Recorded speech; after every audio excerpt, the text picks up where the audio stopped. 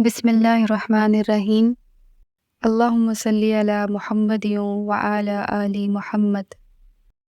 Welcome to my channel Urdu Islamic centre.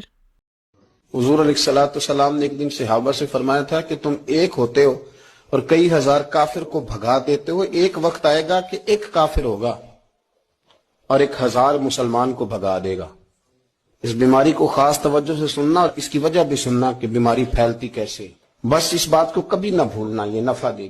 کہا ایک کافر 1000 مسلمان کو آگے لگا کے بھگائے گا، کیونکہ وہ پاک طیب طاہر دلوں والے لوگ تھے۔ وہ بول پڑے یا رسول اللہ صلی اللہ علیہ وسلم کیوں ایک کافر 1000 مسلمان کو بھگا ڈالے گا؟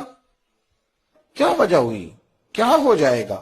2 جملے میرے نبی کریم، اور بات ختم کر دی 2 جملے، فرمایا تمہیں وہن ہو جائے گا، وہم نہیں وہن، واو ہا نون، تمہیں وہن ہو جائے گا۔ یا رسول اللہ یہ کس بیماری کا نام ہے؟ تو اللہ کے رسول علیہ السلام فرمانے لگے اس کا ترجمہ یہ ہے کہ تمہیں دنیا سے پیار ہو جائے گا اور تمہارا مرنے کو دل نہیں کرے گا۔